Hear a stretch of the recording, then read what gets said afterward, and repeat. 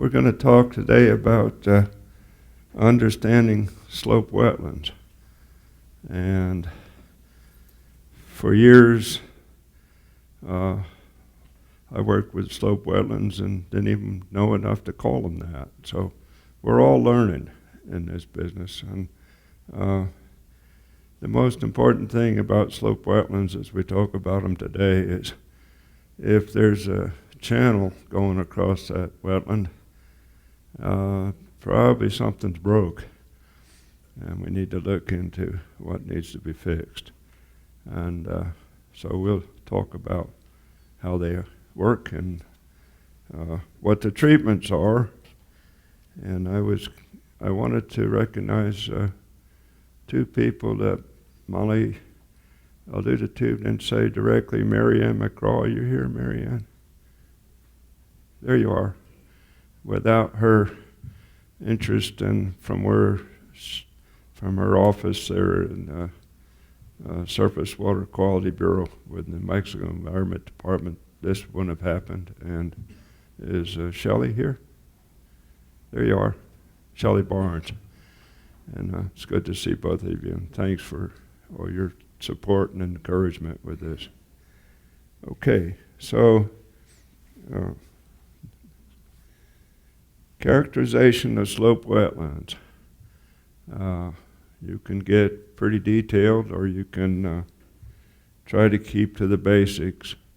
I'm not going to reference all the authors involved in the literature and the scientific base on slope wetlands.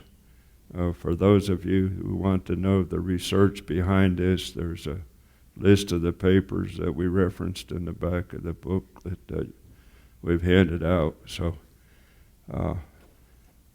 at my age, it gets harder and harder to remember names of people I actually know, let alone people I've referenced in a scientific article. So, but all of this is supported in the literature. So the most important feature is a dispersed surface flow. The next is they can be on slopes ranging from quite steep to shallow. If they're right below where a spring comes out, or the side of a hill or base of a cliff, you can still have a slope wetland below that on maybe a 40% slope, pretty steep, but more likely they're somewhere in the range of 5 to 15%. They're characterized by wetland obligate vegetation. That sounds a little technical. What that is basically sedges and other plant species that have to be in water to grow. They have to have their feet wet. They're in saturated soil.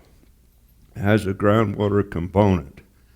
That means that the slope wetland is fed by a spring or a spring seep, and I see that working in partnership with the surface flow runoff from the hillside.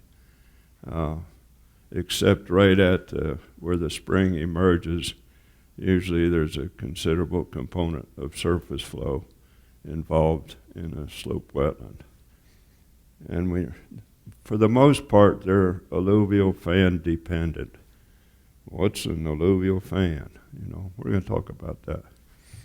And the little diagram in the bottom right corner shows that it's on a slope, that the water is not impounded, it's not backed up behind a dike or a natural formation of some sort. It's free to go. It's not pooled. So in New Mexico, so the slope wetlands have been classified. Marianne can maybe talk to me later about this, but we've got some of it formally classified and some of it isn't. From my perspective, there's the headwater slope wetlands, which is what this booklet is about, and they're at high elevations, the head of Comanche Creek, which flows into Castilla Reservoir, or Castilla Creek by the town of Castilla, or the head of the Castilla River, north of Comanche Creek, perhaps on the east side of the mountains, the head of the Bermejo River, and so forth. And then there's other slope wetlands, not quite as clearly defined, but we have some slope wetlands in Pleistocene lake beds. And you say, what is that? It's a residual lake, the bottom of a lake left over from the period of glaciation. There's one on Placer Creek, and the other day I was driving through near Rosciata, which means dew on the vegetation. Nice name, huh, for New Mexico. And near the Penderay Resort, and Steve Reichert, who's in the room, pointed out to me a wetland on the bed of that old Pleistocene lake bed, which is just up the canyon 3 miles from where we live, and I didn't even realize it was there, so it's nice to know. Thank you, Steve. So other slope wetlands are like Cebolla Canyon over south of Grants, New Mexico. There's a big spring there, Cebolla Spring, which Kristina Fisher will tell us about later. And that's the spring keeps the wetland wet through the driest part of the year, and then we get the monsoon rains that roar down from a 50,000 acre watershed and put lots of sediment out on the grasses, sustained by the spring, and the wetland grows. So there's a linkage. So that's another type of wetland that's monsoon driven. Nothing happens until the monsoon thunderstorms get there. And then we have the Burro Creek Cienega down in southwestern New Mexico, not too far from Lordsburg. And that particular wetland is formed by an alluvial fan from the mouth of a tributary that dams up the creek and causes sediment to be captured for miles upstream, and so it's another form of slope wetland.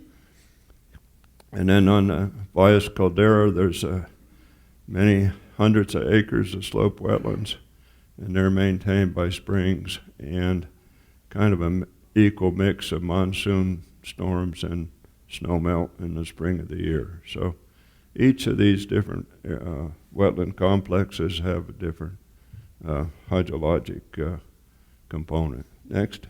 So there's a lot of slope wetlands over in the Zuni Mountains, all sustained by spring flow from Oso Ridge. And you can see that on this Google Earth portrayal. Sawyer was where an old railroad town was at one time. There was even a roundhouse where they could turn the engines around and to haul the logs from the Zuni Mountains all the way to Albuquerque to be sawn into lumber to make window frames and doors back in the early 1900s. So you can see the landforms there to show where the slope wetlands are. Most of them are carved by gullies, and so they appear to be creeks, but they shouldn't be creeks. They should be slope wetlands. Next. So there's others that I could talk about. So most slope wetlands occur on an alluvial fan. This is an alluvial fan on No Name Creek, which is tributary to Comanche Creek on the Valle Vidal. And I got to thinking the other day, maybe that's not an alluvial fan. Maybe that's the result of a single geological event, and flood came down from the glaciated country at the head of the creek. And so I'm not so sure as I was 2 days ago, but so we live and learn. But that's a beautiful alluvial fan shape, and would be worth the hike up the canyon to see it. And it shows all the typical signs of it's eroding at the base and in some jeopardy, but not serious jeopardy. Next. Sometimes slope wetlands occur just below alluvial fans rather than just above them, and that's because the fans have stored sediment up valley for years, and the water and act as a big sponge, and the water gets stored in the coarse material of the alluvial fan, gravel and sand and clay layers and whatever, and it gets stored in there like a big sponge and then seeps out and sustains a slope wetland just below it. This is a pattern on Spring Wagon Creek, again another tributary to Comanche Creek. Next. So these are two sketches that Mollie and Tamara and I produced. Hopefully we get across the key points for the alluvial fan geomorphology. And geomorphology is the mobilization, transport, and deposition of sediments. That's what causes landforms to look like they are. And alluvial fans look the way they do because of the upper drawing here, we see a steep mountain slope with narrow channel, steep walls to the channel. When that's fed by a flood like a monsoon event or snowmelt, the water roars down that channel and picks up a lot of sediment up to boulders high sometimes and washes it down until it contacts the valley floor, which is flat, and then it loses velocity, and all those heavy particles drop out and are deposited, and that makes the alluvial fan. And then it works its way up valley as more material comes toward it. So there's an area at the very head of the alluvial fan where we have coarse material deposited and a change in the aspect and how it looks after each successive storm. And then as we go down across the surface of the fan, the water's more dispersed, it's moving slower, has less energy, less power to move sediments. And so the sediment drops out and accumulates on the surface of the fan, and the fan gets wider, and those sediments are deposited. And as you go further down slope, the particles tend to be smaller and smaller in size. But they reflect different storm events. So we can plot along, with the average storm events, 2-year events for 4 or 5 cycles, and those finer particles sort themselves out. And then suddenly we have a 25 or 100-year event, and the upstream tributary washes a whole new slug of sediment down there and dumps it on the surface of the fan, and then the process of resorting it starts all over again. So they change shape, but they are essential to the functioning of the slope wetland because of the water stored in that sponge and slowly making its way down valley. So the lower drawing shows how those sediments of different sizes can get sorted out kind of as a result of each of these subsequent storm events. So they can have layers or seams of fine soils or coarse soils. And sometimes the fine soils are bound together by chemical processes, and they become impermeable, and so you end up with a perched water table on top of that particular soil layer, and the water moves down valley perched on top of that layer, which is important to something else we'll be talking about soon. So this shows how the material accumulates on the surface of the alluvial fan.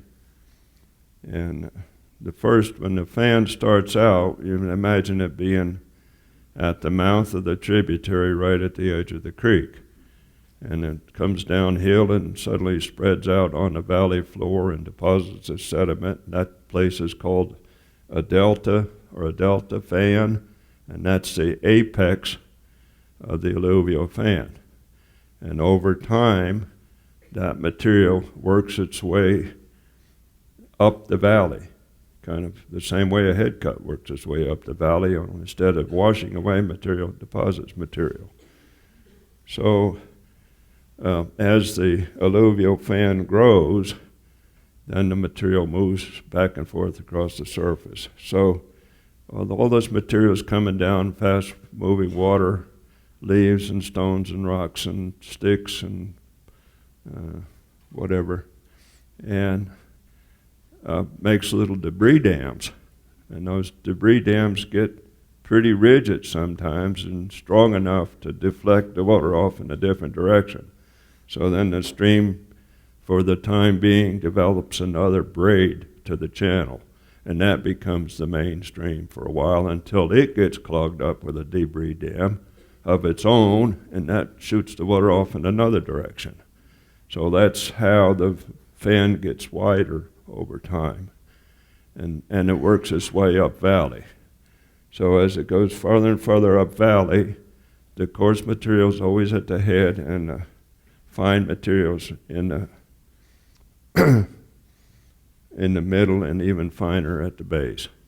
Okay? And then we always have a zone of erosion at the bottom.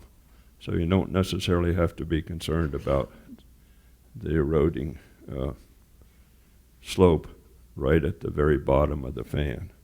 And I saw an article where they did some aging on an alluvial fan in California, and believe it's at least 700,000 years old. So they're not always brand new, but we can find some out there that are brand new. So the fan hydrology then is that we have both surface water moving down the stream. We have springs that are perched on these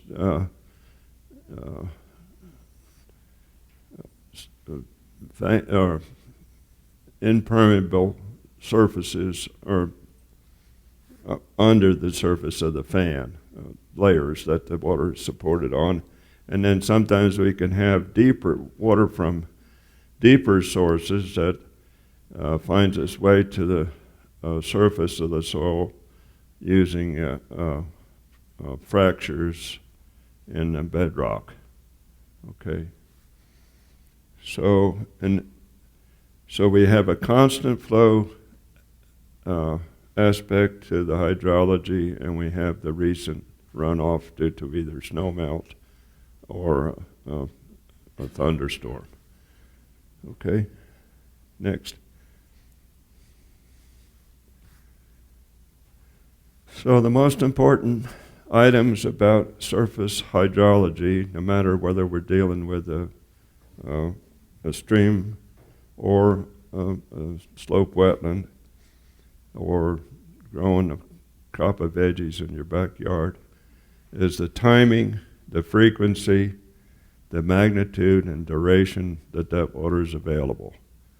And the timing, we can't do anything about that. And the timing is changing with the onset of global climate change. We can't do anything about the frequency of the storms we get. That's dependent on weather patterns.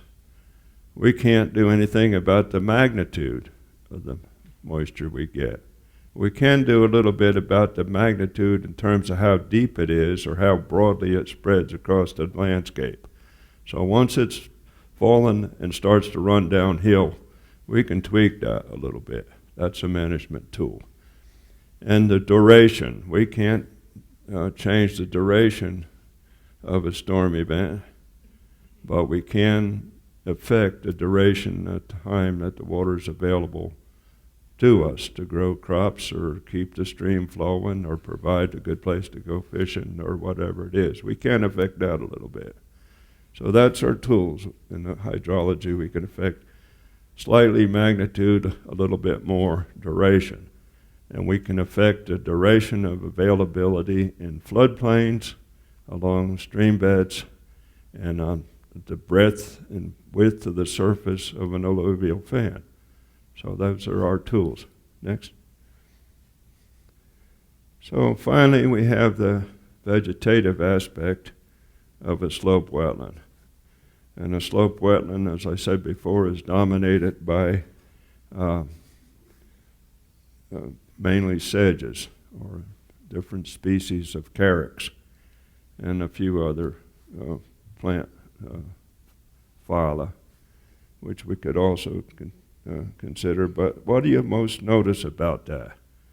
What jumps out at you? That's a bed of sedges. The thickness and the density and the biomass, right? Look at how well packed all those plants are together. You know, they're a filter. They're like the filter in your evaporative cooler. It catches everything, you know, so it can't get to your cooler. Okay, that's what the bed of carex does. It catches all the sediment that's coming from up valley, and it's also acting, every grass blade is a little dam that splits and separates the flow. And all those grass plants reinforce and support each other. So the flow is divided and divided and divided a million times over. So it moves very slowly across the land surface, as if you had a hose with a sprinkler on it, sprinkling the whole surface instead of a fire hose and squirting it at one place. So that's how the water gets dispersed. So next. So here's the magic trio. This is a trilogy of the ologies that you need to memorize in order to restore wetlands. Okay, and there's both floodplain wetlands and slope wetlands. And it starts with the hydrology. Where's the water? When's it coming? What time? How often? How big? How long does it stay with us? And then we go down to the left, in this case, and look at the geomorphology. What do the landforms look like? Where is the sediment mobilized? How is it transported? Where is it deposited? What's the shape of those deposits? And then finally, we look at the ecology of the system. What species are there? And what's the plant density? How good is the cover? Do we have billions of little one-leaf grass plant dams, or do we have very few one-leaf grass plant dams? And what's the growth form? What's the different shapes that these plants take when they're mature? The carex or sedge takes on one form, and juncus or rushes take on another form and have different effects on the system.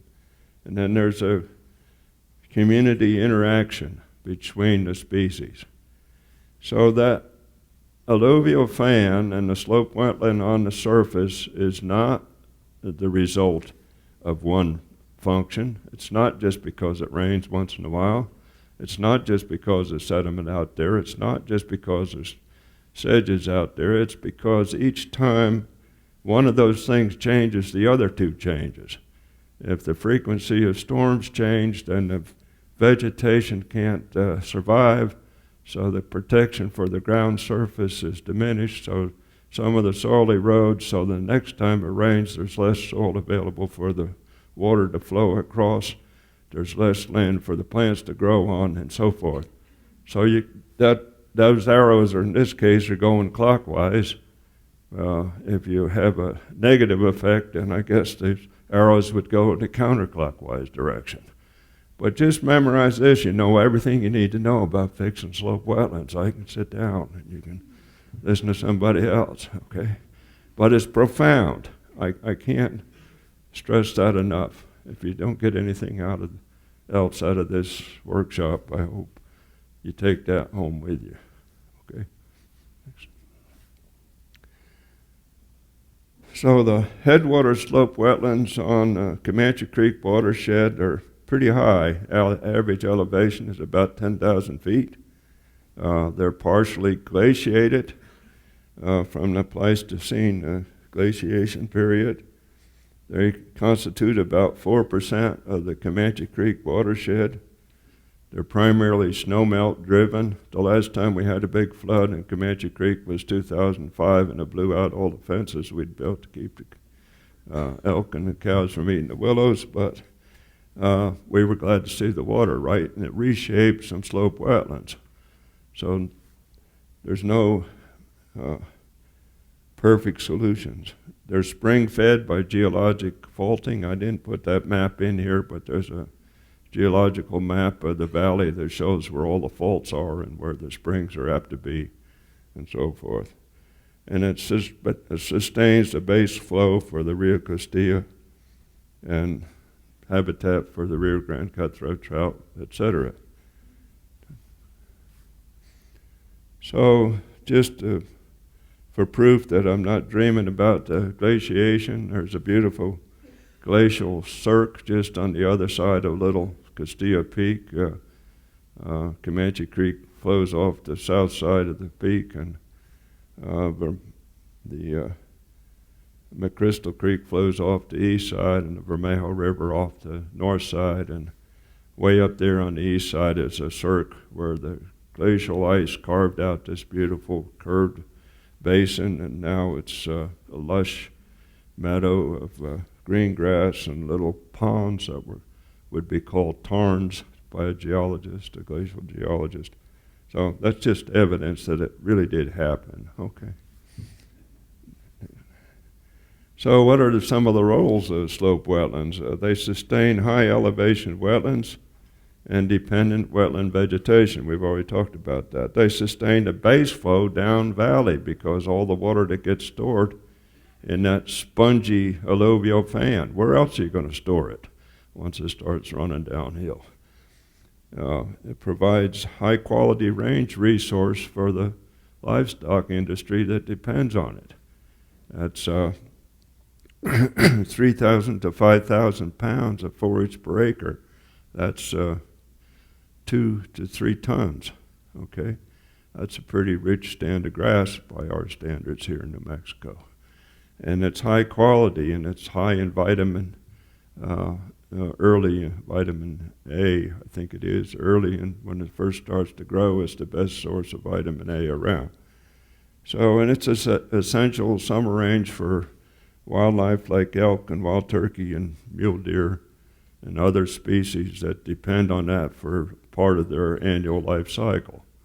So they're an important place, and they're good backcountry recreation opportunity. It's fun to walk around in those meadows, and people come with their horses from Missouri and Texas and far east of here and camp at the campgrounds so they can ride their horses out across these meadows. Probably not thinking about that magic triangle that I just talked about, but that's fine. Next. Unfortunately, they've been subject to a lot of different stresses in the past. Mining. There was a gold mining community there. There was farming community there. Old roads going to the mines into the farming, and then the timber was logged when it belonged to the ranch belonged to Vermejo Park. The timber belonged to another company who had the rights to go cut it anywhere they want. So they didn't care how they crossed the landscape with their logging roads to remove the logs to the sawmills in Mollie and Cimarron. And so those old slope wetlands are crisscrossed with old logging roads that are still having an impact on the hydrology and the geomorphology of those meadows much later.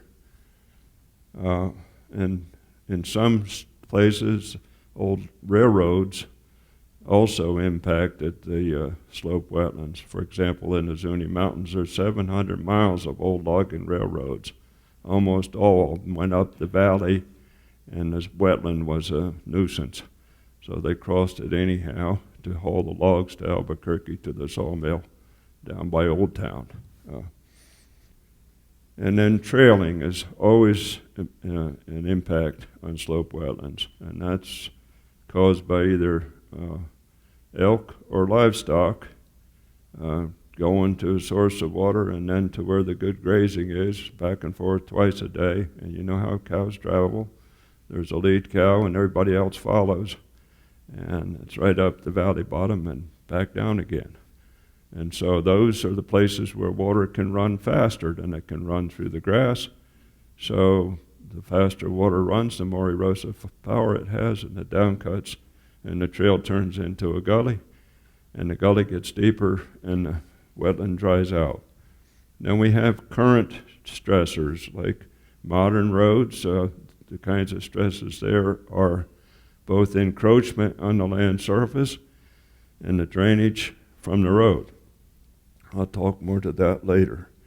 Trailing is still an issue. Stock tanks and the trails going to stock tanks can be an issue. And then road drainage and culverts, not the space that the road takes up, but where the water's collected from and directed to by a road can have impacts on the wet meadows or slope wetlands. And then we got a whole new set of stressors, and those are climate related. And so from the standpoint of the climatologist, there's 4 major concerns that they have that are concerned to management of slope wetlands, and that we can expect drought severity and duration to increase here in the Southwest with warmer temperatures, longer droughts, interrupted by increased storm intensity. We'll get less rain, but when we get it, it'll come at once. Like 2 years ago, we had 8 inches of rain on the 16th of September, and over and done with. This year it was similar, just a little different timing. So Mike Reardon's here. He had 8 inches of rain in September a year ago, and a quarter of an inch from then until July. So 9 months with a quarter of an inch of rain. That's an impact on the function of slope wetlands.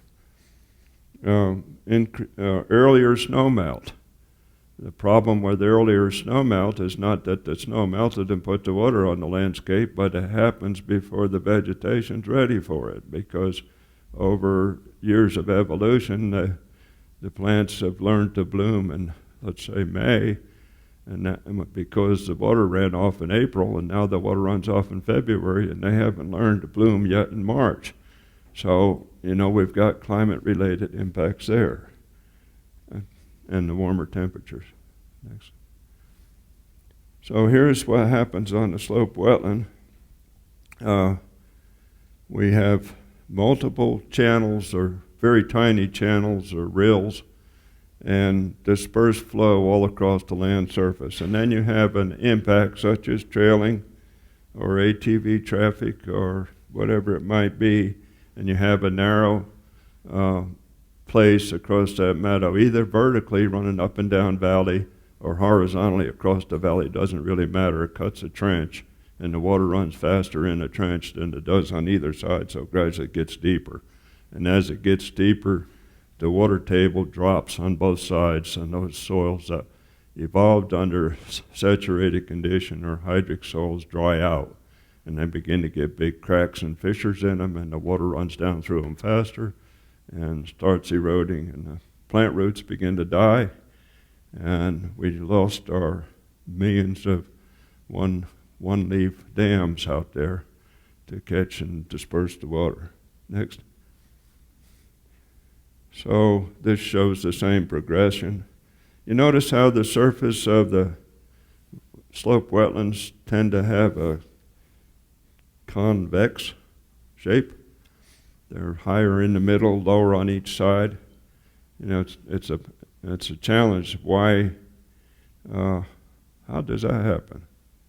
And I think it happens because of a phenomenon that geologists call sieving or sifting. And when the water runs out on the surface of an alluvial fan and it trickles into the soil through the coarse sediments, it leaves sediment behind. It just got sifted out by the surface. It's not blocked from washing downstream. It's captured like in a sieve. Okay, and it gradually builds up. Well, the water, when it comes off the mountain, has got velocity, and Mr. Newton told us years ago that an object in motion tends to remain in motion in the same direction until affected by an outside force. So that water coming down off the mountain is going fast and is carrying sediment with it straight down valley, not to the left or to the right. And it gets out there where the sifting has occurred and the plants are thick and dense, and it drops out. And it doesn't have a chance to get off to either side. It keeps heading straight down slope. So maybe that's why slope wetlands have this characteristic convex shape. Next. So there's all these stressors going on out there, and we think sometimes that impacts on the landscape happened years ago and they're over and they're not happening anymore. Thank goodness we finally got it together and we got it right, and we're not going to let that happen. Well, unfortunately, that's not always the case. And so we've got an evolving head cut and an incised channel in this picture on the left working its way up at an accelerated rate and draining the slope wetland. And where we're looking at the stand of carex or sedges in the background, we've got a stand of Kentucky bluegrass and rushes and plants and that need more water than they would get if they were on a totally upland situation. But this site is not as wet as it used to be. So it's in transition from slope wetland to wet meadow. Wet meadow is drier than a slope wetland, and a hill slope pasture is even drier, okay? And then if you look down in the lower right-hand corner we see Craig Sponholtz standing there. Craig's pretty tall, but he's not that tall. And his body there is kind of short and squat. Well, he's standing in a gully across the surface of that slope wetland, and that's down cut to the layer of rock that's too large for that amount of water to move. So it's not getting deeper, but the water's not dispersed any longer. And you can see a mixture of other grasses out on the landscape there mixed in with the sedges, and that site is drying out. So that's our real threat in restoring slope wetlands, is how do we plug those ditches where that little guy is standing? Okay, I don't know who that is. Anybody know? Garrett? Okay, no offense. Okay, next. So here we have a head cut working its way up through a slope wetland, and that's bad. And we can see that the water's draining out now, and we see the healthy sedges above the head cut, but the wet meadow vegetation on the side. And once that water table drops, it can't be a slope wetland again until we get the water back out on the surface. Next. So that's even worse. Okay. And that's the worst? Well, maybe. But look at all the layers of different layers of soil in there. The one with the cobble and gravel is that subsurface aquifer, or the shallow aquifer that carries the water under the soil surface down valley and provides base flow to Comanche Creek. And now it's been drained, so all that water leaches out of that seam, doesn't hold water anymore. And so that effect is felt on the vegetation upstream, and that means that Comanche Creek is going to dry up a little earlier in the spring than it used to, and it's going to be more flashy because we.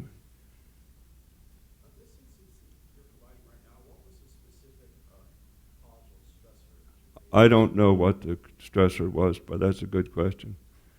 But you could probably find it if you went out and looked around on the landscape and read the landscape. Okay, so I don't know if that's the worst place around or not, but it's pretty bad. And also, I don't know if that's the first place to treat or not, and that's the really essential question. Maybe it's more important to fix the top of the meadow and keep the water dispersed across the meadow surface all the way to this point than it is to spend all our money fixing this first. And I'll get into that later when I talk about restoration. Next. And then we have fans, and that's a special feature of slope wetlands. They're peat soil, 90% organic. They don't wash away when they dry out, they blow away. They disintegrate, they oxidize, they become carbon dioxide to add to the atmosphere. And there's two types of fens, what we call mound fens and slope fens. A mound fen is caused by artesianal water pushed to the surface and sort of welling up, and the grasses grow on top of that, and over time the decaying grass plants turn into peat or organic material. And then there's fens that are caused by water coming off of the perched water table and seeping out that way, and they're always on a slope, or they may come from a fracture in the geology of the area. Okay, so here the vegetation in fens is very attractive. It's very nourishing sometimes because of the dissolved minerals in the spring water to add nutrients to the soil and to the vegetation, so they're attractive. And that you can always tell where the fen is because the vegetation's got a different color out on the landscape, and it's highly attractive to livestock and or wildlife. So you get a clue, something else is going on here, guys. What is it? Okay? Next. So this shows the location of the slope fen and a mound fen and the relationship to the different sources of water. Next. So there's a beautiful slope fen, and the fen is the area with the darkest green grass in that picture. Okay, so this is obviously coming from a spring up on the hillside from a fracture. I can't think of the word I need. Oh well, that often happens. But the water moves out of the rock formation to the surface and then seeps down slope and supports the fan. There's another mound fen on the land surface, but this one is in severe jeopardy, isn't it? Because it's got a big, deep gully moving up valley on both sides of it. So we're probably going to lose it. The vegetation, the peat, the development of the decaying organic material that causes a fen to be there is 1 inch in 1,000 years, according to the literature. So if we once lose the peat that gives the fen its characteristic, it's going to be a long time before we get it back again. Next. So here's my explanation of what happens to fens. This being a mound fen in the middle, we've got photographs to support this.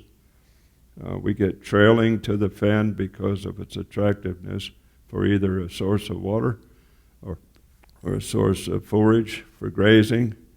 And elk like to wallow in them because they can get all wet and stinky and run off and show how tough they are. So this time of year, fens really get clobbered by wallowing elk.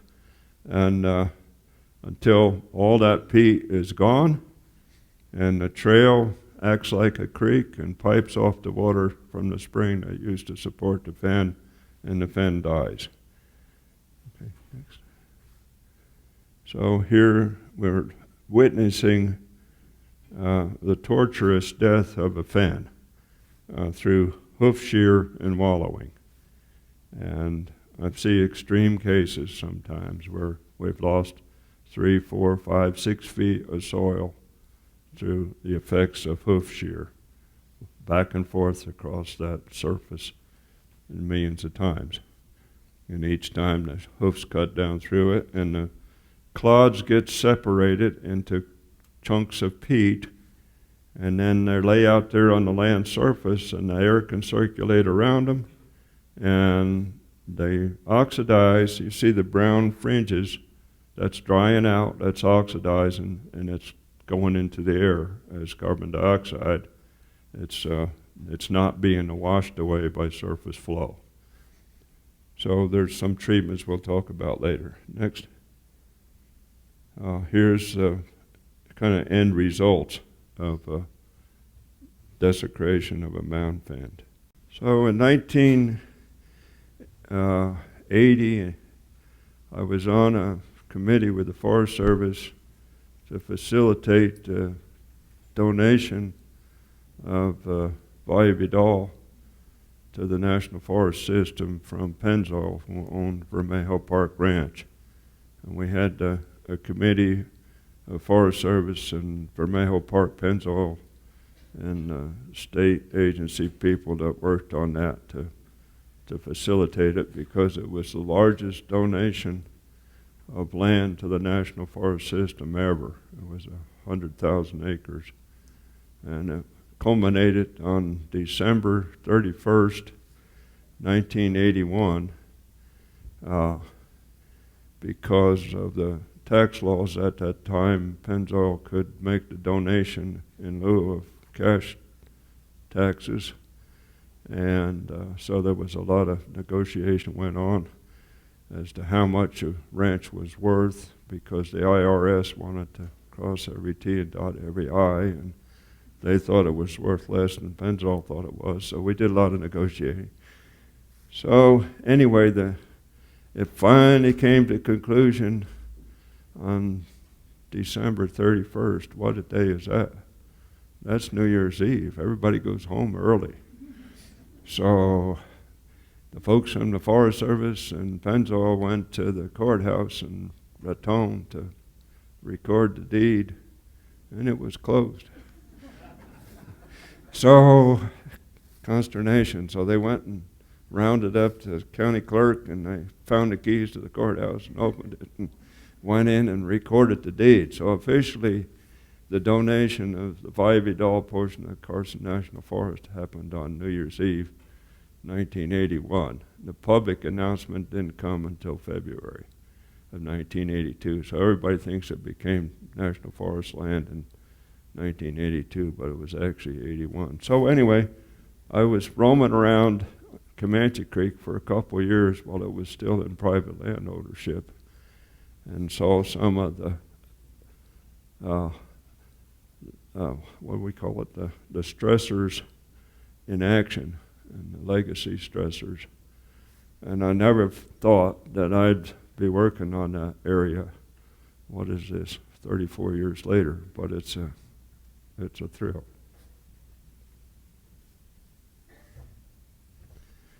So here we have Grassy Creek, which is a tributary to Comanche Creek. It's a slope wetland, and this second portion of my talk, we're going to talk to stabilization and restoration of slope wetlands. And doing it right depends on understanding the trilogy, that triangle, the hydro-eco-geo triangle I showed you before. And I'm going to show you how all that turns together, or I'm going to try to anyway. So we have two kinds of places where water can be stored on the landscape. A floodplain next to a creek. This is Comanche Creek floodplain. Not very hard to understand that terminology. When the stream is in flood stage, the water spreads across the valley, sometimes clear to the hill slope on either side, and it stores water in all that alluvium that gradually works its way down valley as base flow. And then the other place is the slope wetland. And here the water gets there the way I explained earlier. Okay? And if we have a gully on the surface of a slope wetland, something went wrong somewhere along the way, and there's a bunch of different kinds of techniques we can use to fix it. And that's what we're going to talk about.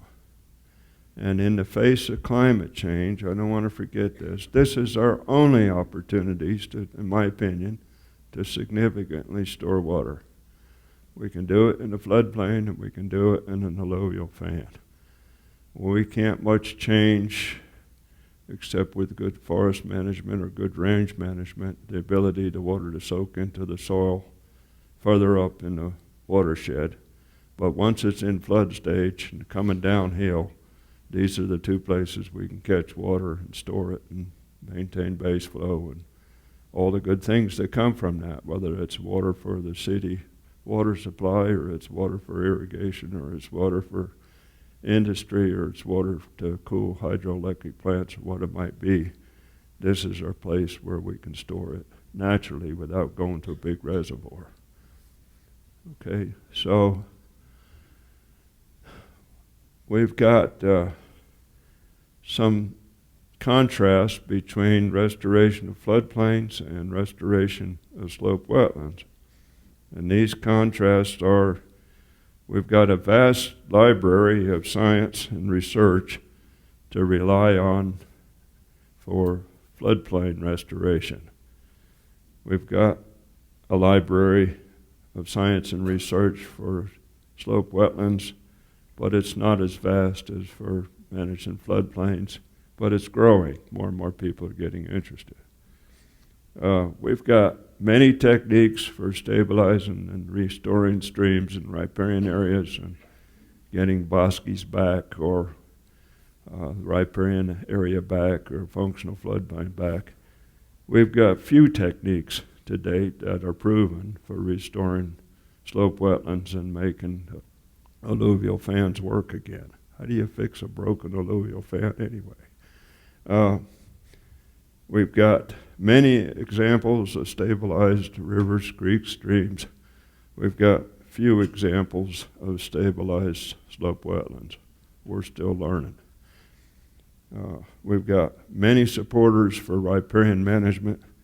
We got some supporters. We saw slides of 100 people out in the middle of the meadow trying to fix it. So there's a groundswell, and I'm happy for that, but we need lots more. All these other slope wetland areas we're not even recognizing yet as being slope wetlands, let alone fixing them. And then the benefits are obvious when you stabilize a riverbank and get the riparian area back. They're less obvious, they're more obscure when you restore a slope wetland. People don't know what they're looking at, that it is a healthy slope wetland. And there's lots of funds and lots of people available to help with the rivers, less with the slope wetlands. So we need more experience. We need to get out there and fix more places and learn, figure out what works, what doesn't, rewrite the book a couple of times over yet, so we really know what we're doing. And we're going to have support, and that means people to stick with us even when something goes wrong. And hopefully we'll learn how to get it right next time. I think most of what we're laying out there is the right thing to do, but time will tell. So we need continuing support.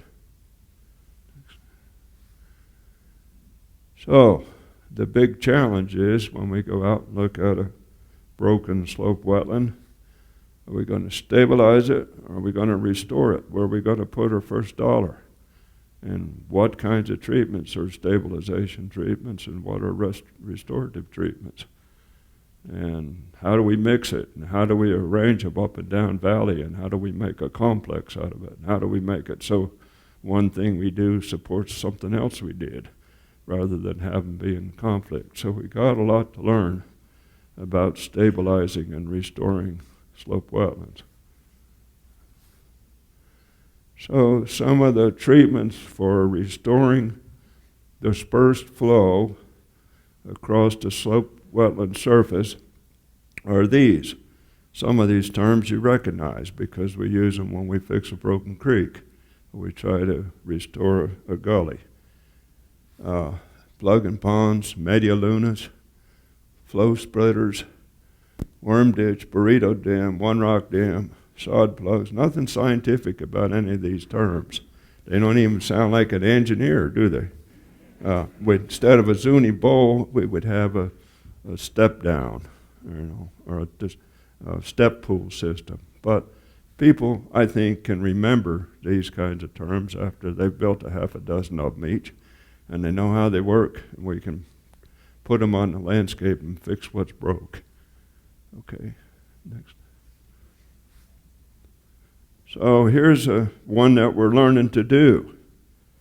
And I used the term plug and pond.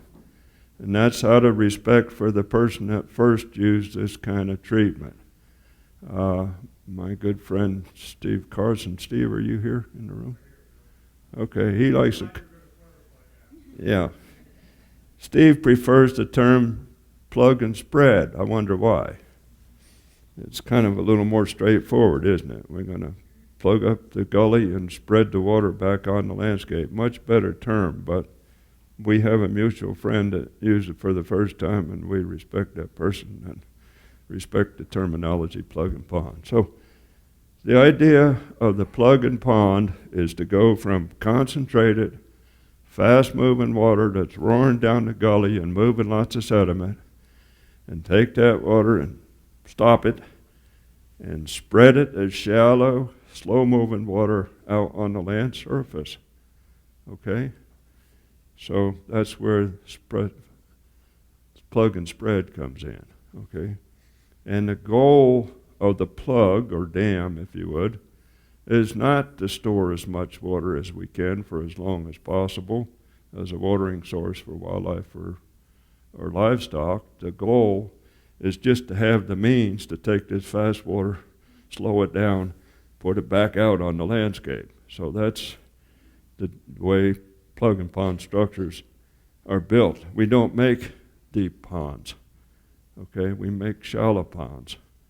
And we get the fill we need for the plug over a broad area instead of a shallow area. And, I mean a narrow area. And we try to end up so that the water is only 1.5 feet or 2 feet deep instead of 6 feet deep or whatever, because that depth will support surface wetland vegetation, slope wetland vegetation, like sedges and rushes and wetland-dependent grasses. So we don't want to drown them out. Also, everything we do has to be permitted under the terms of the Clean Water Act and the nationwide permits that we get from the Corps of Engineers, called the 404 permit, or from State Environment Department called the 401 permit. And they are permitted under a broad array of different nationwide permits, 1 through whatever. We primarily rely on permit number 27, which is restoration. And so we have to be able to show that the permit is leading towards restoration to a natural system, not converting that use of water from a stream to a lake or a stream to a culvert at road crossing or whatever the permit might be needed for. So anyway, this is one way we can show that we're meeting at least the spirit of that permit, is that we're using the pond as a tool to spread the water. Well, I've built these now in New Mexico, Texas, and Colorado, or caused to have them built. And learning that the more you get into it, the more complexities you find, and which is fine. That means the art is expanding and becoming more mature. And we've got 2 different types of slope wetlands, or plug and ponds, that we do to restore slope wetlands. One is with bulldozers, and the other is using a different type of machinery, small excavator and a skid steer. And the excavator digs the material we need out of the walls of the gully, and the skid steer takes it where it needs to be, and we harvest sedges and off-floor stabilization. So I'll show those two techniques.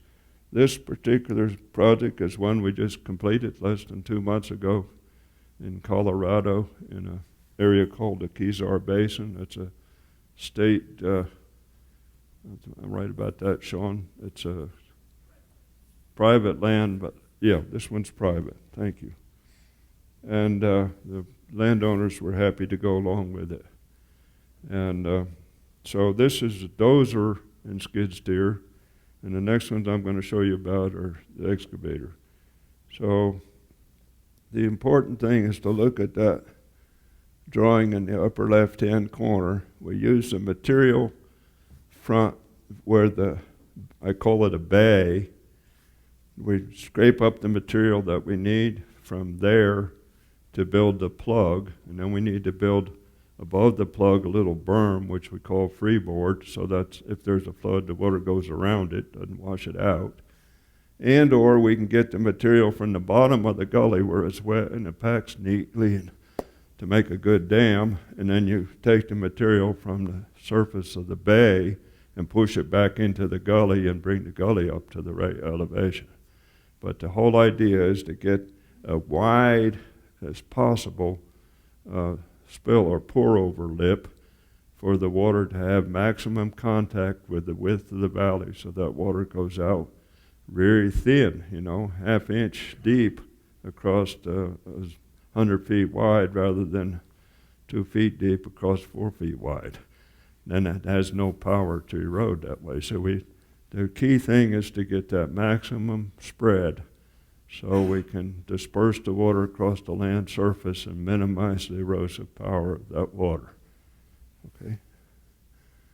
So this shows it in profile. So the structure is built in the bottom of a pre-existing gully. You can see the gully wall upstream and down.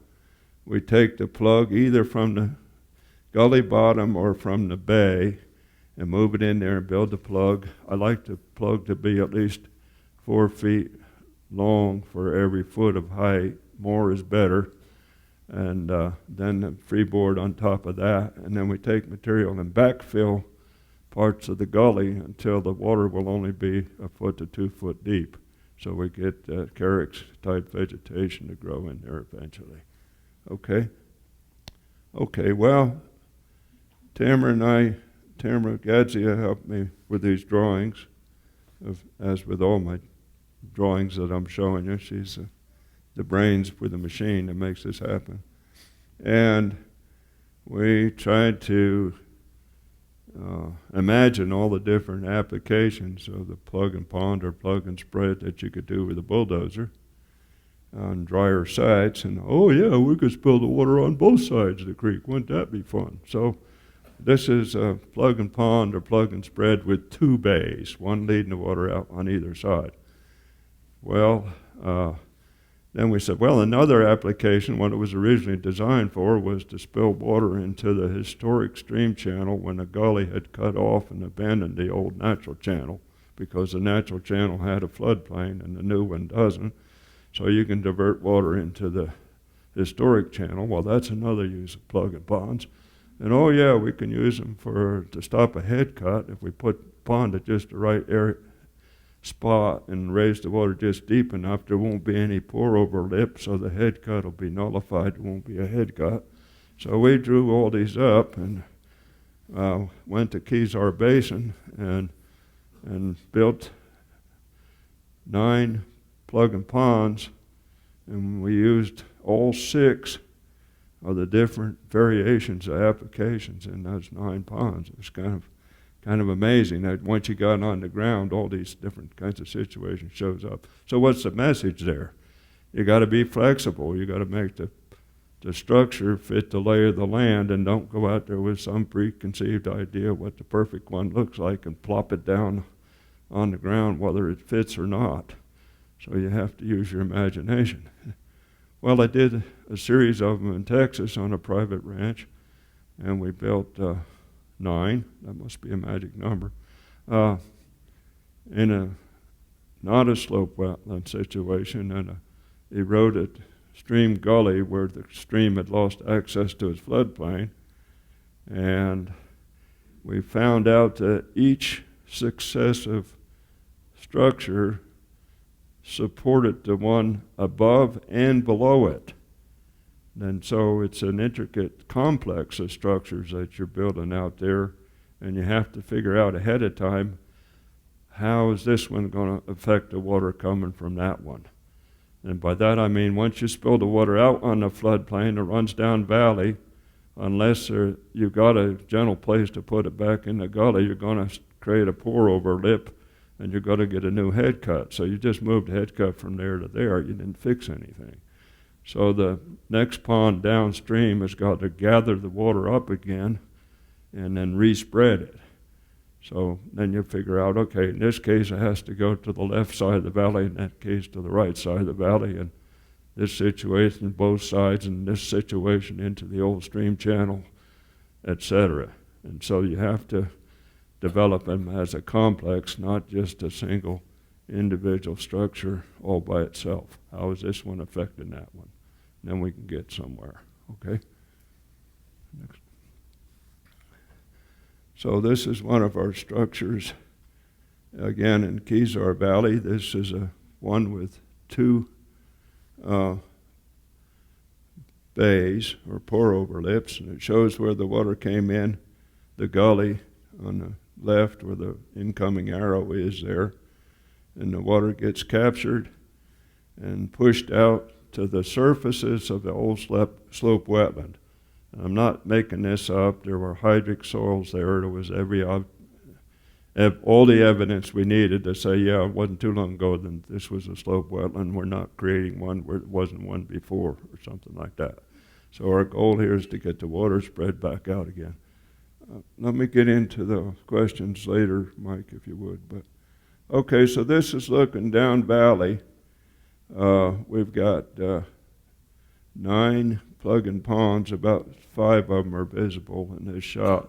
1 has filled with water, 4 of them are still dry, and you can see how the complex pushes the water back, will push the water back and forth across the valley bottom.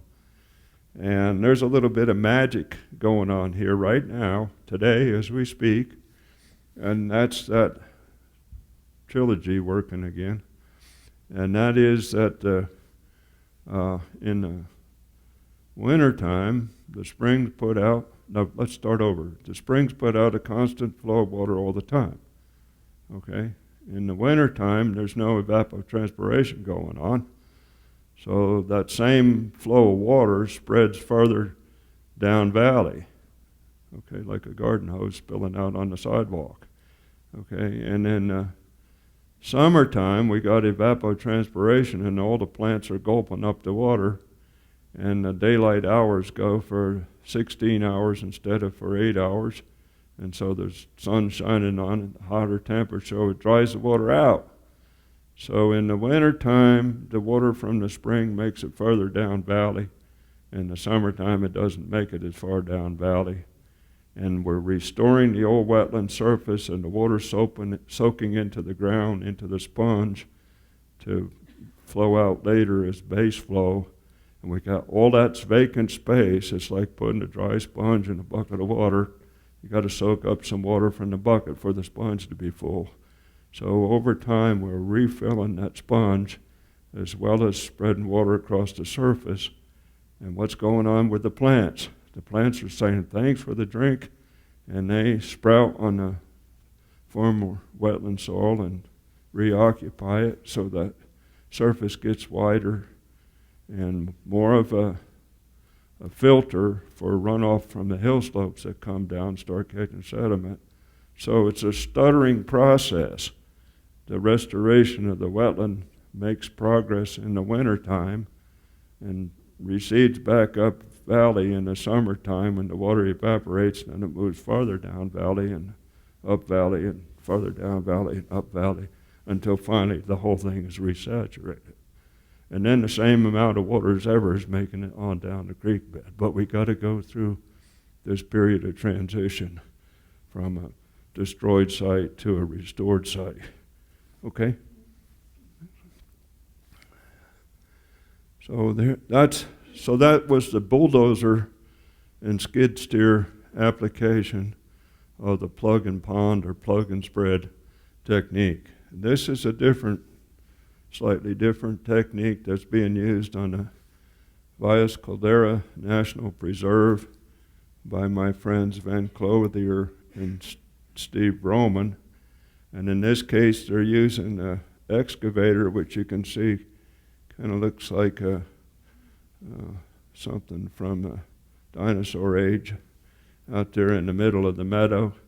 And it's got a bucket on the end, and it's got wide tracks that can wade in the water. It can be in wetter, stickier places in the bulldozer, and if it gets stuck, they can use that boom to lift the machine back out again. So they're much more flexible than in wet soil than the dozer is. So instead of using the dozer to dig the soil and build the plug, they're using an excavator. Okay. Now we need to revegetate that as soon as possible, so that our plug won't wash away next spring when the snow melts. And so what they've learned to do was use this little skid steer to kind of roll a blanket of sedge sod up into a rug, or they call them tiles, sedge tiles, and they stack them over to the side, and then they dig the pit and they build the dam. And next. And then after the dam's in place or the plug's in place, they go get carricks or sedge mats and unroll them and pack them down and sprinkle some water from the bucket on top. And so they've planted the sedges and irrigated them. And at the end of the day, the dam is all covered with vegetation, and you don't even know it's a dam. So it's a pretty neat technique. That works well in a well-watered, spring-fed system like we have on the Valles Caldera. It doesn't work so well on what used to be a meadow but's been dried out for the last 50 years, and we need a different technique. So then we have to reseed the disturbed soil and so forth. So we learn, okay? So it's not that the excavator skid steer method is a better method than bulldozers, or bulldozers are better than skid steers, or whatever. You use the right tool for the job. You can carry around a toolbox full of tools and use a pair of pliers to bang a nail, or you can use a hammer. Just use whatever's right. Whenever I use the pliers, I always hurt my fingers, so I recommend not using the pliers. Use a hammer. Okay. So this is a beautiful picture. This is what we call Tres Arroyos. We named it. It's not on the map. This is a tributary to San Antonio Creek on the Valles Caldera. These are the ponds that resulted from the plug and pond treatment built with an excavator and skid steer. And these were built in 2011 in a gully that had resulted from during World War II, when Los Alamos was a top secret place and an atomic bomb was developed. They built a town there overnight, and they needed a way to keep warm, so they built a propane gas pipeline from Cuba, New Mexico, across the top of the famous mountains to Los Alamos. And that was what was important, and the pipeline went across the valley and a road to maintain the pipeline, and that caused a gut in the valley, and that drained the meadow and the gully, and headcut worked its way upstream. And so Tres Arroyos used to be a slope wetland, disappeared due to the headcut caused by building the pipeline, another stressor. And but it had a good source of water, and it's got most winters good snow melt. So by building the plug and ponds, we put the water back out on the land surface. And there's some fringe benefits from that some of us recognized, some of us didn't, and that is that we have migratory waterfowl that spend their winters in New Mexico or further south, and they head back to northern Canada to breed. Okay, and the females have to carry the protein and the fat or lipids it takes to lay a clutch of eggs with them to northern Alberta or the Northwest Territories or Saskatchewan, because when they get there it's still covered with snow and there ain't much to eat. So they have to carry those nutrients with them. Well, the place they get those nutrients are from little ponds like this where the insects first hatch, and they can feast or gorge on those and carry those nutrients north with them so they're ready to lay a clutch of eggs, because it takes calcium for the shell of the egg and proteins for the internal part of the egg and make the flesh in the new duckling, etc. So these are important, and each pond warms up a little different rate, so the insects mature and become food for the ducks at a different time. So a complex of ponds is far more valuable than the same acreage in one pond because of the difference in the maturation of the insect food source. Okay, so that's part of what's going on. Well, the other part of it is the ducks are busily pairing on their way north, and they do their courting. So these are courtship areas, or a little bit of alone time here, folks. And so these little ponds are nicely scattered. So that's a benefit of having the small slope wetlands. They're only 1.5 feet deep, but that's plenty deep enough for a duck. And so I walked this particular creek in September, and I flushed 13 common snipe as I walked down from pond to pond. So they were making use of it. I saw golden eagles perched nearby. So this is an important habitat component. We're not fixing slope wetlands in a vacuum. It means something. Okay? Well, another tool we use is a media luna. This was first used in this context, at least, by Van Clothier in a project in the Blue Hill of New Mexico and adjacent Arizona. It's a term means half moon, and it's like a little cup that spreads the water out on the land surface. Okay, so it's shaped like a half moon, so hence the name. And it disperses flow. Water comes concentrated on the upstream side of that crescent and soaks through the rocks and is dispersed like light through a lens on your glasses across the land surface. This particular one is on Mike Reardon's ranch here near Wagon Mound, New Mexico, but they function the same. But this one clearly shows the way that media luna is functioning and dispersing the water and recreating more productive land, or restoring the land's function. So here's one that we built up in Colorado on a stream called Wolf Creek. And this has got a strong perennial spring flowing out of the crack in the rock upstream about 1/4 mile from here. And this is where that tributary that spring has its confluence with the main valley. The main valley's coming in. Where's my pointer? Haven't used it yet. The main valley comes in here, the tributary comes this way. And so because the main valley is flatter than the tributary stream, the stream loses velocity, dumps a sediment load, built this alluvial fan out through here. And it was heavily grazed in the past, and the water got captured in a gully. So we just used a media luna across the gully and made the rocks a little deeper where we crossed the gully to spread the water back out on the land surface again. And there was also an old channel went this way. We used part of this structure as a flow splitter to be sure some of the water went this way, not all this way. And then we built another media luna down here to re-spread the water again after the first time from this one, and basically stood back and waited. And the first year, this is how it looked when we did it. This was in October, I think. It was late in the growing season.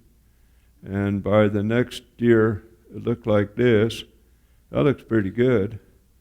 But that was Kentucky bluegrass that said thanks for the drink and got really vigorous and tall and looked really healthy, but it wasn't the vegetation type we were after. We were after the carex or the sedges. So after 2 years of response, now we've got a deep, well-established slope wetland vegetation community there. So what did we do? We changed the geomorphology with the structures. We changed the distribution of the water across the land surface or the magnitude. We changed the duration of time it's available. And the grass said thank you. And it got very vigorous, and now it's helping to do the same thing because every grass plant's a little dam that's spreading the water on the land surface. So we put that trilogy to work here. Okay? Next. Well, here's another type of structure you can use. This is a flow splitter. This is a design that Craig Sponholtz, I think, made this drawing and passed it on to Tamara, and we embellished it. Let's suppose we got water running in a shallow stream, and right there is a former slope wetland surface, and water's no longer reaching it. We put these two simple logs in the middle of the creek to let some of the water go down that channel, and some get kicked out onto the land surface. Okay, we got two issues there. Then how much water do we want to go where? You know, well, how are we going to distribute this? We're going to put 70% of it out on the meadow or 70% down the creek, or how are we going to do it? Well, that can be a function of either how long these structures are or how wide the angle is. And you can kind of make a rough guess then about how much water is going to go left and how much is going to go right. It's not a perfect system, but, you know, how statistics work, one standard deviation, you're right 66% of the time. 2, 95%. I'm happy to be right 66% of the time. Politicians only have to be right 50.1% of the time. So we're gaining on them. Okay. Next. Oh, here's a different. This is a log flow splitter coming at us, and this is a sod flow splitter.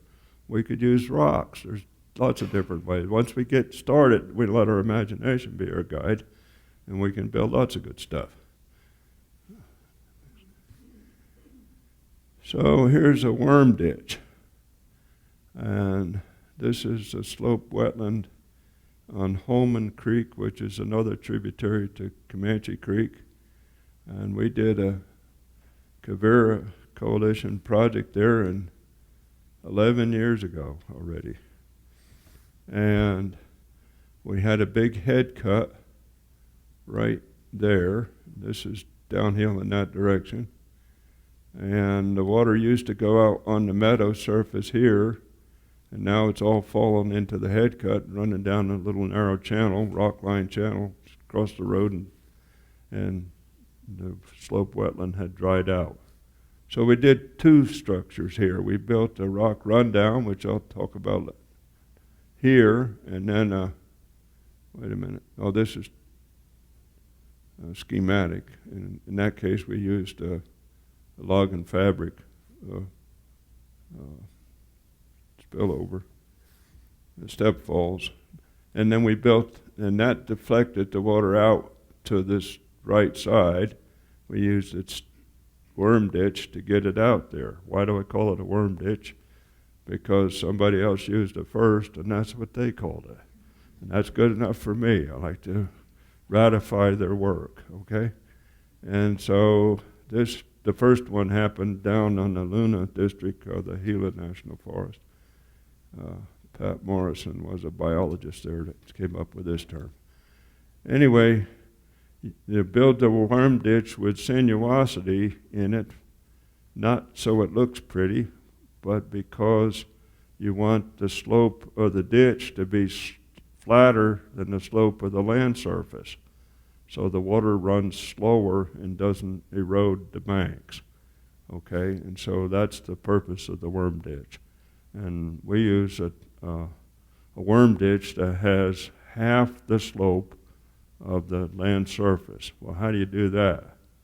Well, it's pretty easy. You pick the beginning and the end, and you string a rope out between the two, and then you double the length of the rope, and then you use up all the rope making curlicues on the landscape until it's all gone.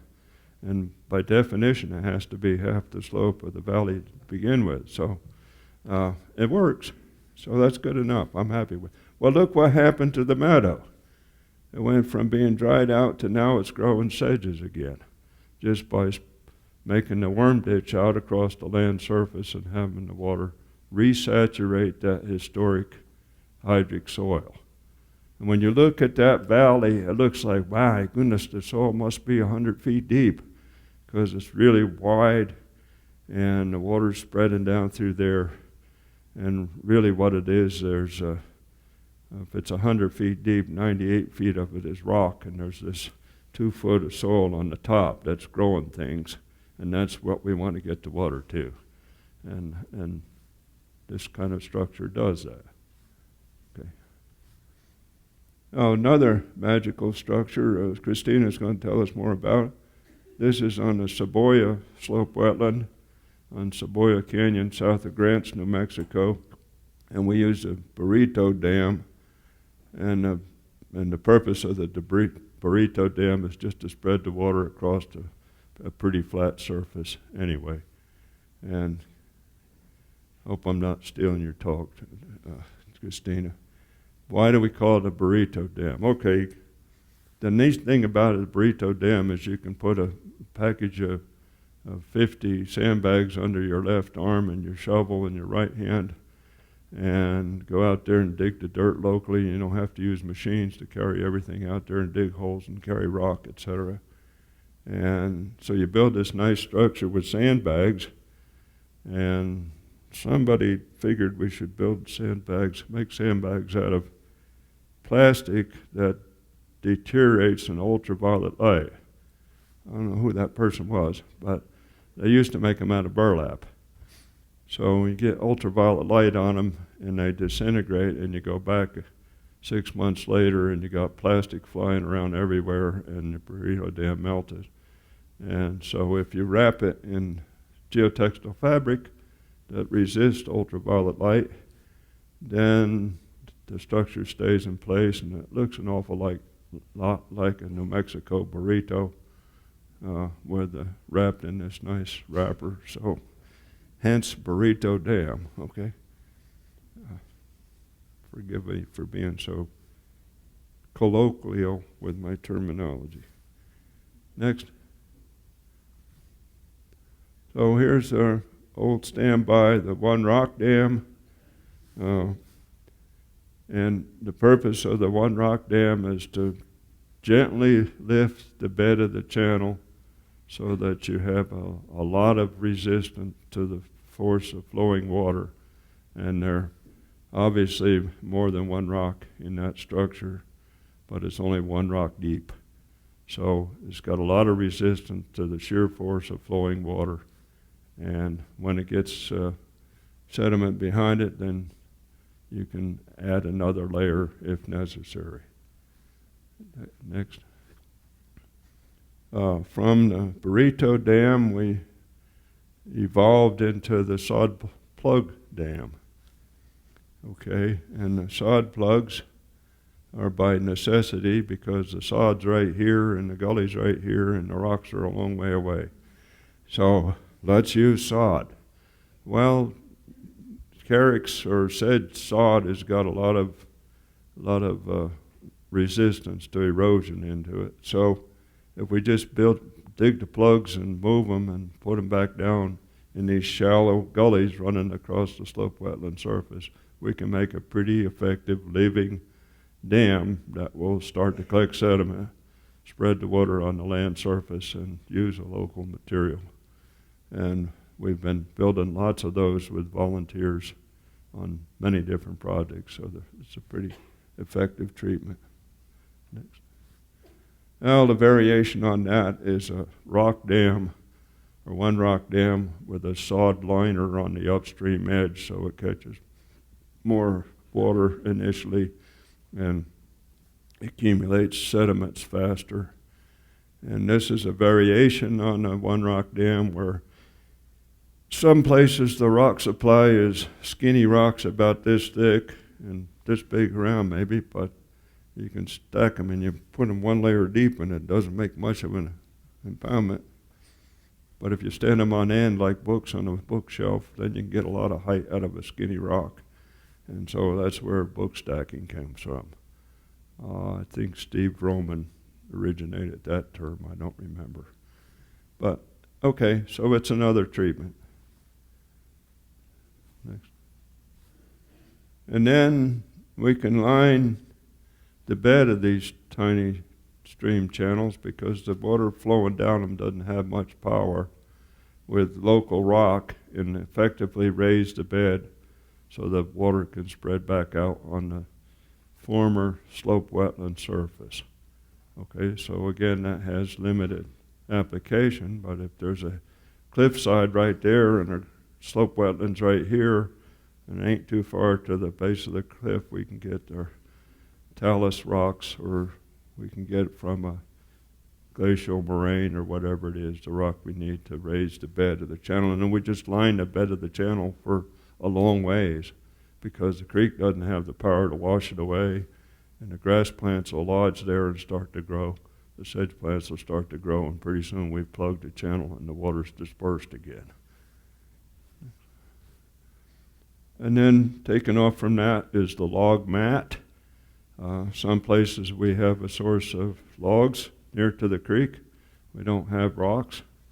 We can cut the logs into 6-foot lengths or whatever, and drive a stake on either corner or 4 corners and wire them together, either and staple the wire across the top or do a figure 8 wrap around them with it's a little more complex, but it's more stable.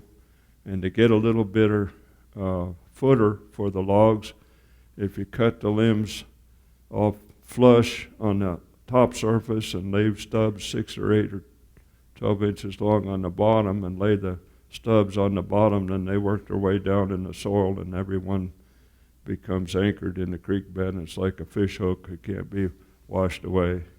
So that's another variation, and that's a handy treatment. Quivira volunteers built a bunch of these on both Grassy Creek and Springwagon Creeks. Craig Sponholtz was the leader behind this effort. So that shows a log mat where the gully's pretty shallow on the upper left-hand corner, and a log mat down in a very rapidly evolving headcut system in the lower right. Okay. And then for those of you who have lots of energy and strong, willing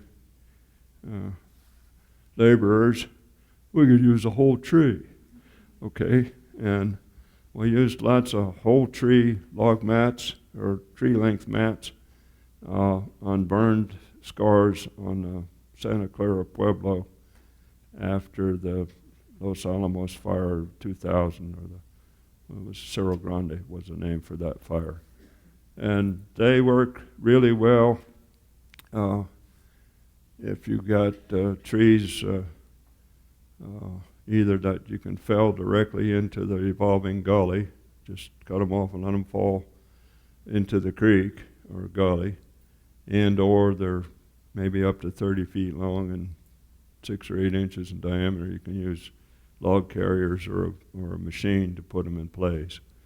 And then you put them in place with the limbs still on the tree, with the limbs pointing downstream and the butt of the stump pointing upstream, and the water washes down and the sediment gets clogged up between all those limbs, and after the first storm event, they're all weighted down and they're not going to wash away. They've got tons and tons of material. So the only time when it's a little bit treacherous, if you would, or uncertain is how big is that first storm going to be. So if the first storm's really big and there's a wall of water comes down through, you probably lost your tree length log mass. But if the first storm is modest and just carries a bunch of sediment, doesn't have a lot of power, then you've anchored your structure in place. These work really well if you're at a bend in the creek and the tree is too long to make the turn. So then you put a whole bunch of them right at that bend and catch a bunch of sediment and build the creek back up to the bed of the creek is the right depth to be bank full during a flood and not 2 or 3 or 6 times as deep as it ought to be. So again, it's a special tool for special application. That was my time. Okay. So one of the biggest impacts on slope wetlands is roads, and not just old roads or historic roads or abandoned roads, but today's roads and newly built roads or newly evolving roads or a new ranch road that wasn't there before or a new public road that wasn't there before. And there's 2 major impacts of a road. One is just simply encroachment on the wetland surface. It's road now, it's not wetland anymore.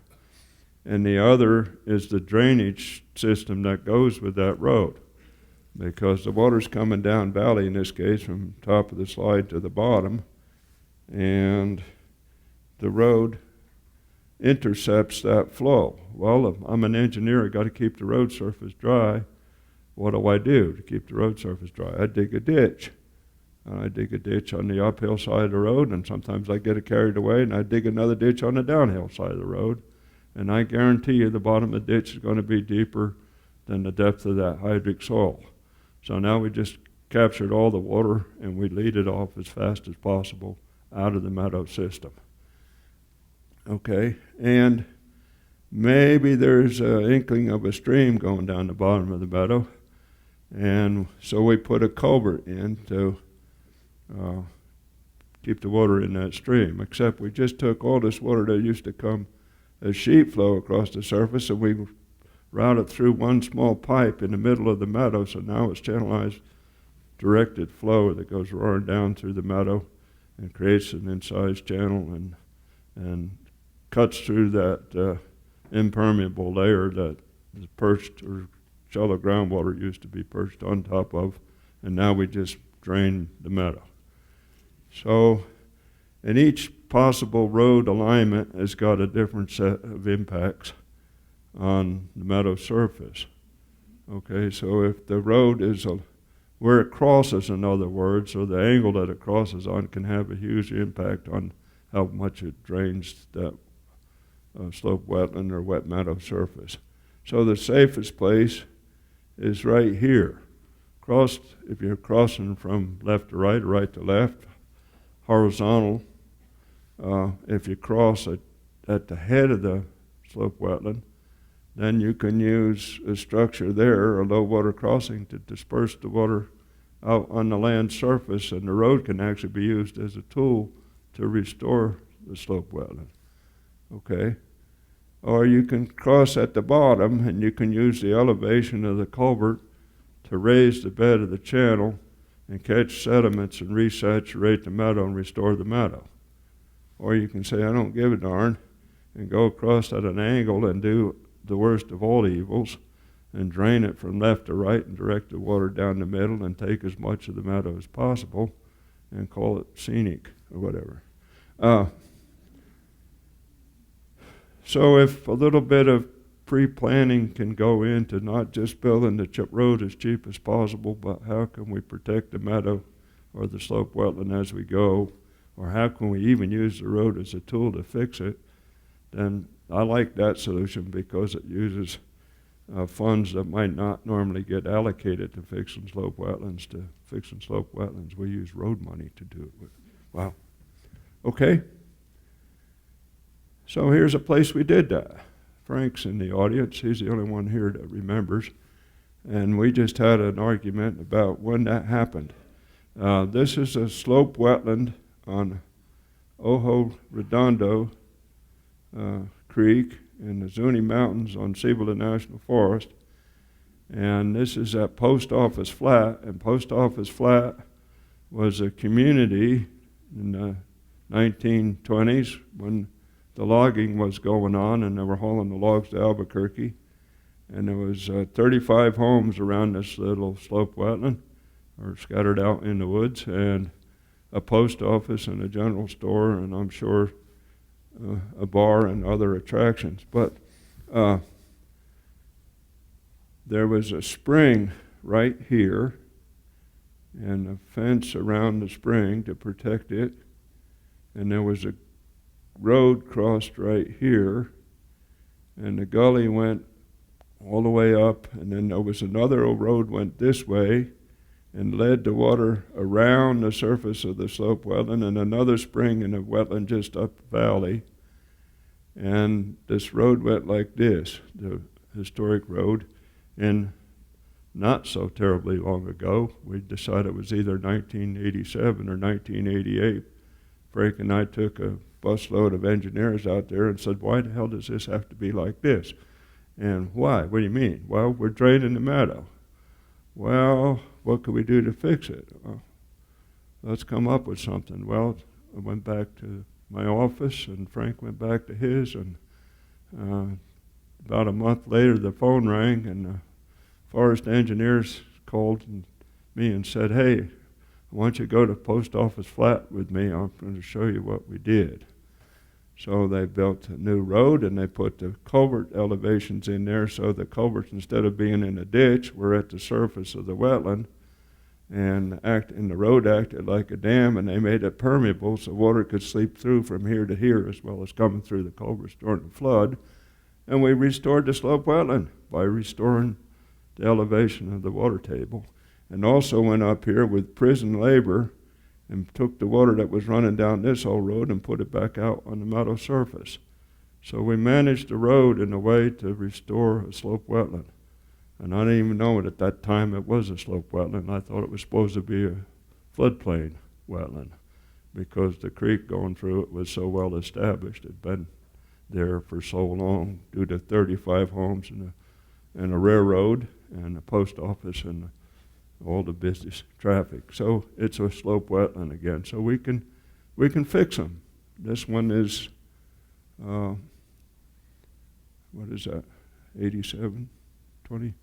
27 years ago already? Okay. Next.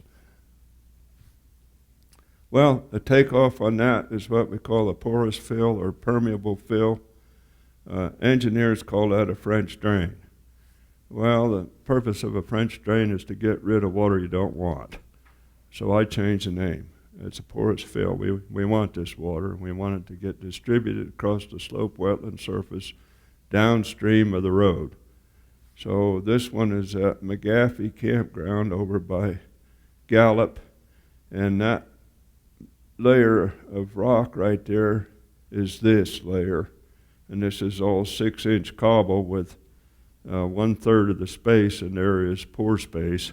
So when the water runs downhill from this side, it's got still lots of room to get between the rocks and exit on this side.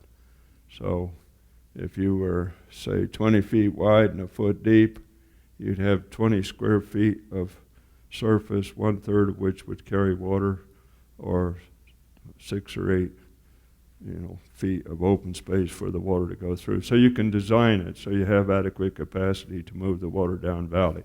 Well, now instead of the water going through a single culvert and drying out the slope wetland, it kind of seeps through the whole road out on the land surface again and restores the slope wetland.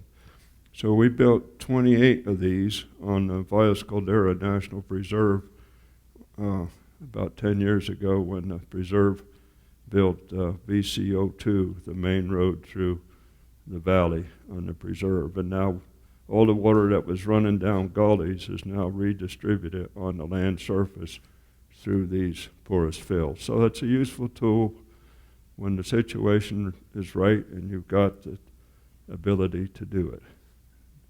Next.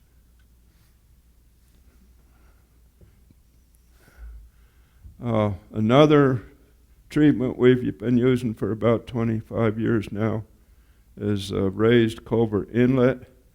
And I'll try to move through this a little faster, but the historic way of building or installing a culvert is to dig a ditch and plop the culvert down in the ditch and then build your road over it. And the reason for that is you don't have to haul material for an embankment, so that's the cheapest way to go. Okay, well, what happens is this is the upstream side of the culvert, and the culvert's been dug down into the meadow surface, so now it's cut down through that groundwater level, and all the water rushes out and drains the meadow, and the headcut starts chomping its way up the valley because there's a pour over right there. And I've walked lots of creeks, and sooner or later I find a headcut the same height as the diameter of the culvert. I don't think that's an accident, okay? Because that, and sometimes that headcut can make 400 yards or half a mile up valley, or unless it comes to exposed bedrock or something like that, then it stops. So the easiest way to reverse that is to raise the inlet of the culvert. You don't have to dig the culvert out, just raise the inlet. So this is in a horseshoe shape with a sloping wall here, and this is at the surface elevation of the meadow, and this is the bottom of the culvert, and now the water comes down and it pours over on all sides and enters the culvert with a sufficient velocity to maintain the capacity of the culvert. So you haven't compromised the culvert, but you have restored the surface elevation of the pour over and the tool to catch sediment and reestablish the slope wetland surface. So I've seen many of these happen since our initial arguments back in the 1980s. Next.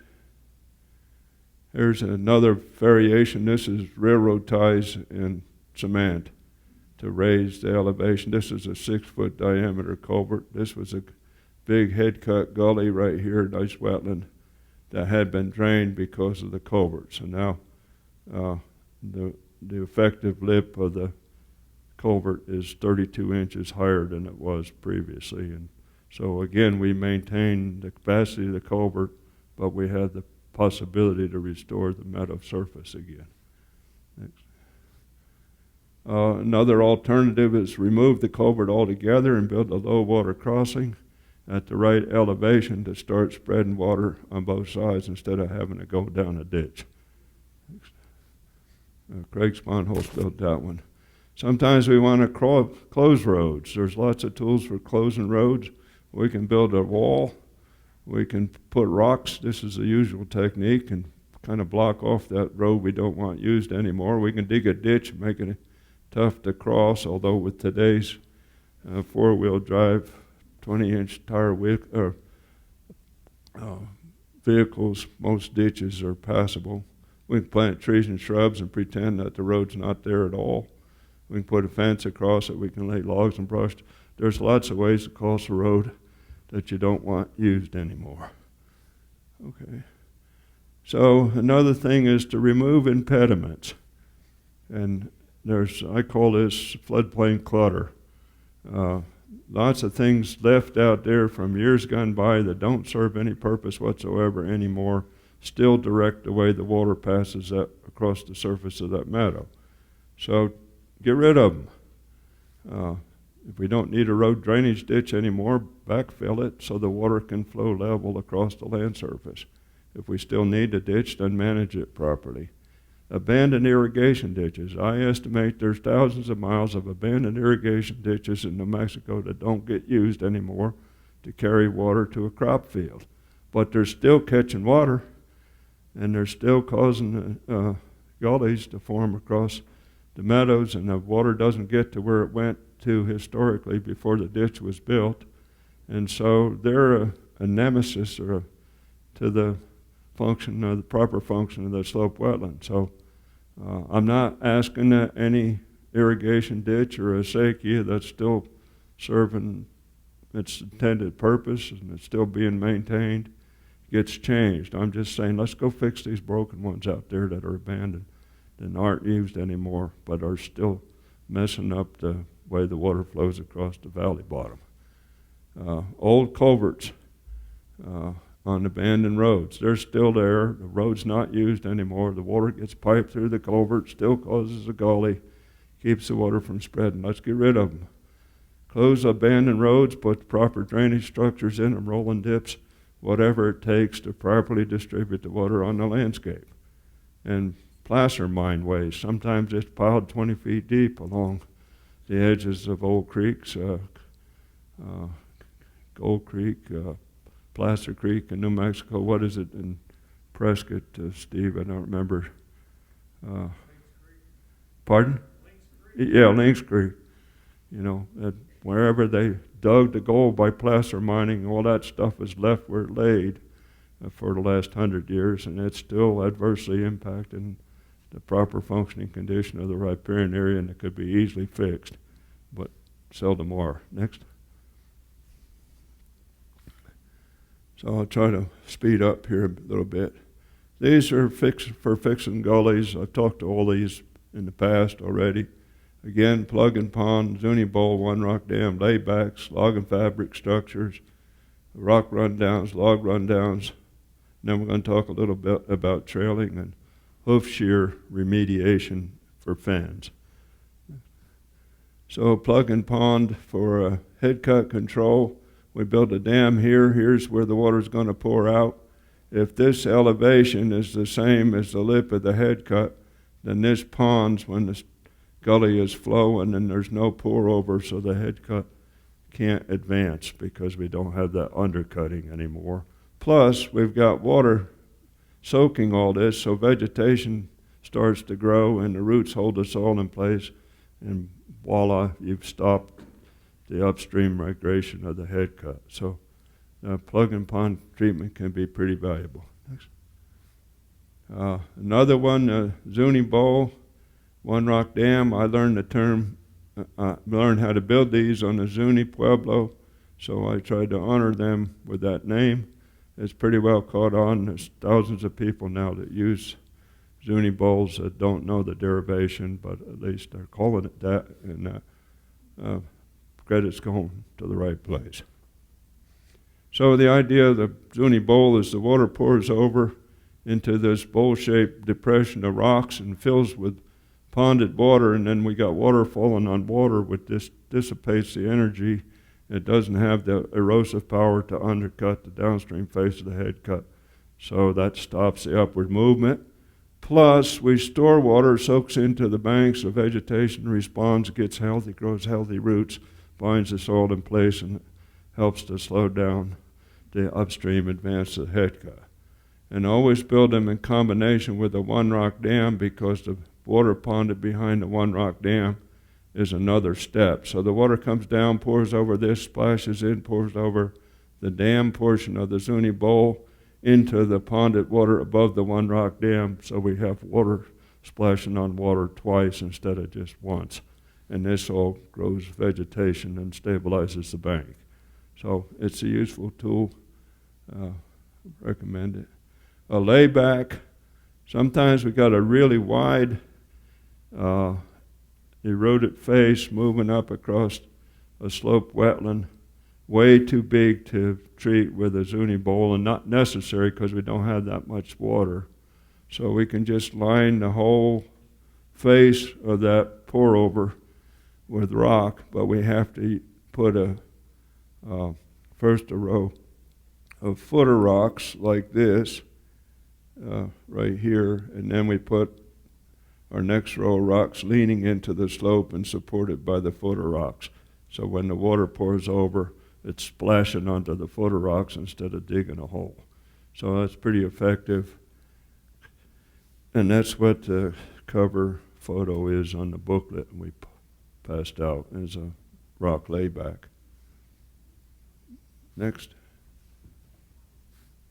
Okay, this is a log and fabric structure. It's a little more complicated, but it's several layers of log, so the water pours over first from one layer to the next. And the fabric lines the back wall, so it saves water and keeps provides a good place for vegetation to grow on the upstream side of the structure. Next.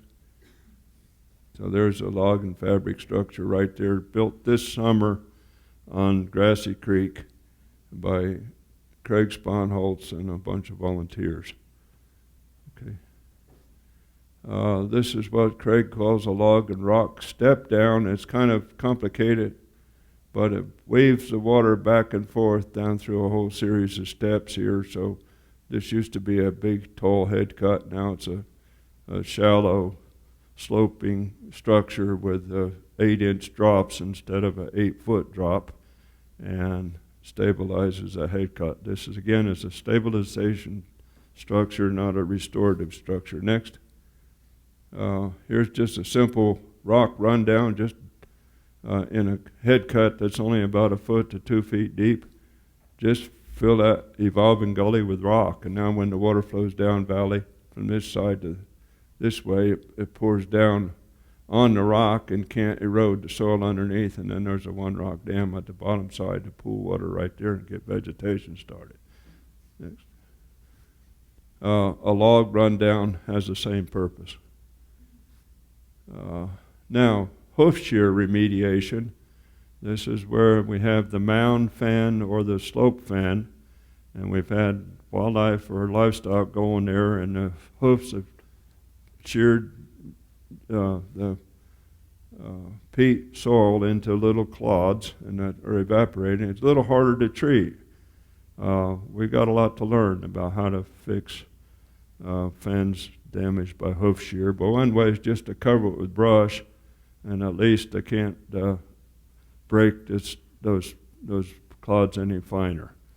Another is to have a deferred grazing for that pasture. Another is to put bigger logs on it. Next.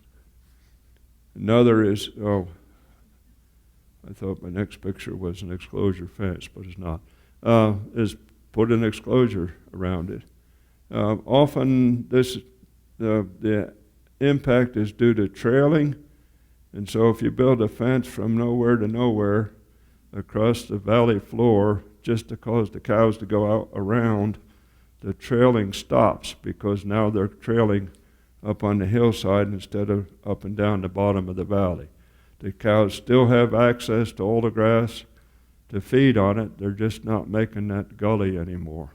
So we call this a drift fence, which is an old Western term. But the key things is to pick the right elevation. So cows like to walk on the level and take the flattest grade possible. And so if your fence ends where there's a little terrace or a flat area, the cows will say, okay, it's a bit of a nuisance, but at least I'm happy here. And they'll walk around the fence and continue up valley. Next. So here's a drift fence we built. This is a fence right there to stop trailing on a West Flat Top Mountain in Colorado. And this was in August of 2013, and this is 2014. The trailing has stopped. The trail's healing. It's not a pipeline to carry the water anymore, but the cows can still get in there to graze on the forage. So it's a pretty good compromise. Next. Here's an exclosure fence. This is being built by the on Valles Caldera National Preserve under a grant that Osamegos de Valles Caldera has with the New Mexico Environment Department and the while Turkey Federation volunteers were helping us build the exclosure fence. So we're trying to encourage and invite people from as many different sources to help with these projects. Next. Okay, there's a former slope wetland. Got a big gully where one shouldn't be. How would you fix it? Anybody been paying attention here? You got lots of options, don't you? I hope you'll remember one or two of them next time you face this kind of situation and say, I'd like to get this water from here back out on the land surface where it belongs. And then I can make this black, formerly hydric soil that only formed under saturated conditions saturated again. I'll have a new wet meadow. So that's what all these treatments have been about. Help you do that kind of thing. Next. I'd like to take a holistic approach. There was an old song, probably, I think Bing Crosby used to sing it. Probably 80% of you in the audience don't know who he was. But this was a song, the phrases to which are a guideline to what to do. Just memorize the song, accentuate the positive, eliminate the negative. Latch on to the affirmative and don't mess with Mr. In Between. So if we can remember that every time we go to fix a slope meadow, a slope wetland, and fix the timing, intensity, frequency, and duration of grazing events, drain the roads properly, get rid of floodplain clutter, fix the trails, use appropriate treatments, and be ready for wildfire, because we got a one time in 100 years slug of sediment to plug all these gullies and make the water run back out on the land surface again. And we got places where that's working. So be creative and may all your dreams come true. Okay. Next. I want to thank all the supporters.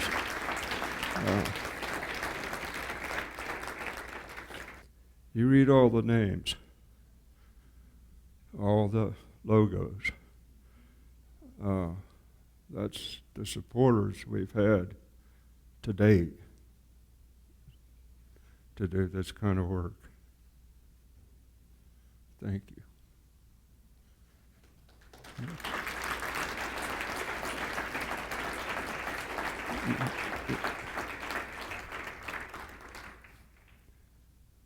Okay, I think there's one more slide, and that's it.